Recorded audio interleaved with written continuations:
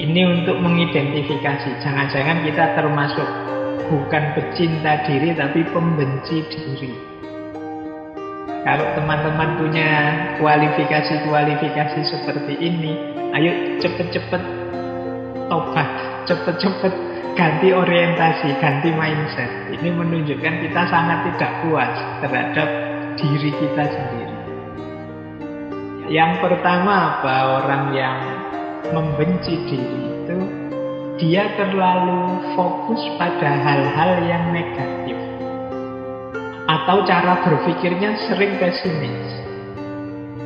Meskipun mengalami hal yang baik itu, tapi sudut pandangnya selalu sudut pandang yang negatif.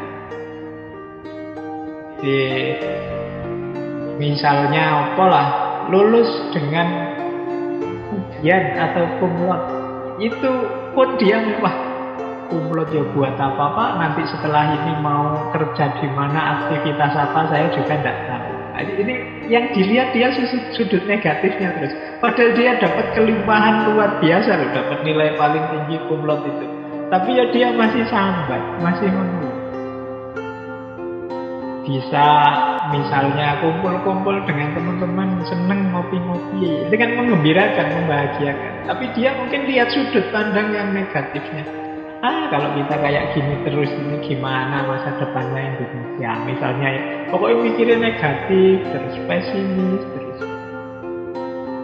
Alhamdulillah sudah sadar mau sholat, misalnya ibadahnya lengkap, itu pun dia masih pesimis. Ibadah seperti ini yo belum mesti diterima sama Allah. Itu jadi mikirnya terus negatif lagi. Pokoknya mikirnya nyari sudut-sudut yang negatif terus, pesimis terus. Ini kalau diajak ngomong sih tidak enak orang yang serba negatif ini. Jadi kalau kita punya karakter ini, jangan-jangan kita mindset kita adalah self-hatred, pembenci diri. Kita tidak pernah bersyukur, mesti kita isinya mengeluh terus, karena yang kita lihat sudut negatifnya.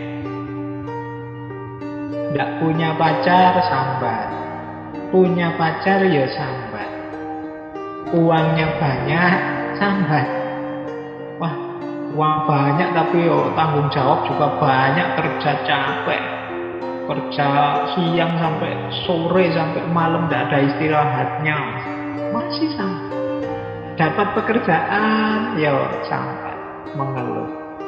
Apalagi tidak dapat pekerjaan. Ini cara berpikir negatif, pesimis. Jadi diri kita ini tidak ada baiknya sama sekali, teman-teman membacanya secara negatif terus. Yang kedua, self-hatred itu suka bandingkan dengan orang lain. Biasanya ya orang lain yang lebih sukses, orang lain yang dianggapnya lebih berhasil. Jadi selalu bilang, wah enak sampean, wah lebih bagus sampean, wah lebih, pokoknya selalu melihat orang itu sebagai lebih tinggi, lebih sukses, lebih berhasil dibandingkan aku. Ini juga self-hatred mindset, cara berpikir yang membenci diri. Pokoknya melihat orang lain itu rasanya enak saja, sementara hidupku ini kok susah terus ya. Ini kemungkinan self-hatred. Kita tidak tahu betapa anugerah Allah pada diri kita ini sebenarnya sangat banyak. Yang ketiga, tidak pede, tidak percaya diri. Kalau ini juga mungkin teman-teman sering ngalami juga. Padahal bisa loh kalau mau, padahal mungkin saja loh kalau serius. Tapi kita lebih memilih, aku ini apa sih? Aku ini tidak penting, aku ini. Itu nanti self-hatred mindset. Kemudian yang keempat, karena dia tidak pede, kalau ada orang muji dia, itu dianggapnya mentang-mentang teman, ya sebagai teman paling basa-basi. Kita sulit menerima pujian dari orang lain. Terus yang kelima, self-hatred mindset itu menganggap bahwa orang lain itu tidak suka dirinya. Kalau ada orang ngumpul-ngumpul, dia curiga, dia mesti ngomongin saya, dia mesti ngerasani aku, mesti. Itu kecurigaan berlebihan ini berawal dari kita tidak pede, tidak percaya diri pada diri kita sendiri. Kita menganggap diri kita ini banyak lubangnya, banyak jeleknya, dan semua orang melihat itu. Sehingga menganggap orang-orang itu mesti tidak senang sama saya, mesti aku dianggap rendah, mesti aku dianggap bukan orang penting. Nah, ini self-hatred mindset. Kalau tadi dipuji tidak percaya, kalau dikritik dianggap menghina. Ini kan sulit orang self-hatred. Kalau dipuji malah dianggap basa-basi. Begitu kita kritik, oh kalau begitu sampean jangan gitulah, kok rajin tuh, dianggap menghina. Jadi, ini berat juga menghadapi orang yang self-hatred ini. Semoga kita tidak termasuk yang ini lah. Wong punya teman kayak gini juga repot.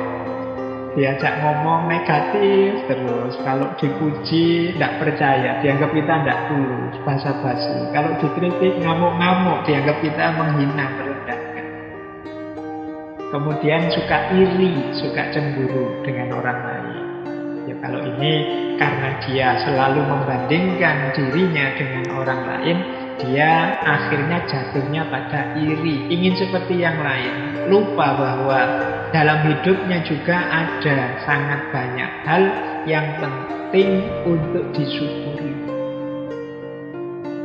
Nah, kemudian punya mindset juga bahwa hubunganku dengan orang lain juga mesti akan gagal. Karena aku ini orangnya seperti ini. Nah, itu misalnya urusan kita jatuh cinta sama lawan jenis misalnya, itu dia mesti terus tidak pede, mesti gagal. Kenapa? Karena aku ini bukan apa-apa, aku itu tidak punya apa-apa. Nah, ini termasuk self-hatred mindset. Meskipun lawan jenisnya sudah ngode-ngode, mbok kamu segera nembak, mbok kita ini segera diresmikan, mbok. Tapi ya karena dia perspektifnya negatif, ya mikirnya, apalah aku ini, siapakah aku ini, dan seterusnya. Akhirnya ya nggak jalan-jalan. Ya nanti kalau ditembak duluan sama yang lain, ya jangan nangis. Sudah dikasih kesempatan, kamu nggak maju-maju. Terlalu banyak mikir betapa aku ini siapa. Nah, dan nggak berani bermimpi. Orang self-hatred ini, dia nggak berani mimpi, nggak berani bercita-cita tinggi, karena menilai dirinya terlalu rendah. Jadi teman-teman, dimulai dari sini, mari kita mulai membangun persepsi yang positif terhadap diri kita.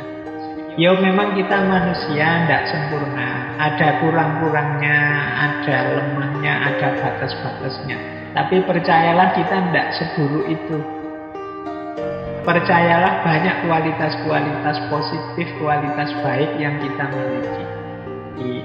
Jangan membenci diri kita sendiri. Kalau pada diri kita sendiri saja kita benci, apalagi kepada orang lain.